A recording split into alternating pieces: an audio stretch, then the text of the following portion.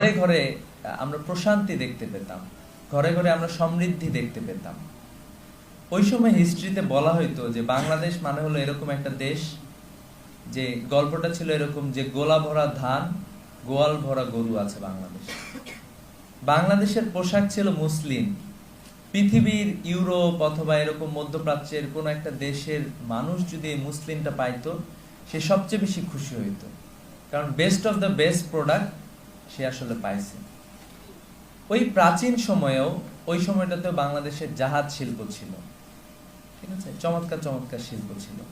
কিন্তু আমরা দেখতে পেলাম যে ব্রিটিশরা আসার পরে 1757 সালে এই বাংলাদেশের মানুষের মাঝে বিভেদের কারণে বিভেদ তৈরি করে তারা বাংলাদেশের ক্ষমতার মসনদ, অর্থাৎ এই বাংলা বিহার উড়িষ্যার ক্ষমতার মসনদে তারা আরোহণ করলো।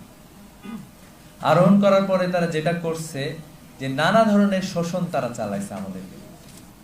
এমন ভাবে শোষণ করেছে যে তোমরা জেনে থাকবা যে 76-এর মন্বন্তর নামে একটা দুর্ভিক্ষ হয়েছিল, যেখানে 3 জনে 1 জন মানুষ বাংলাদেশে মারা গিয়েছিল।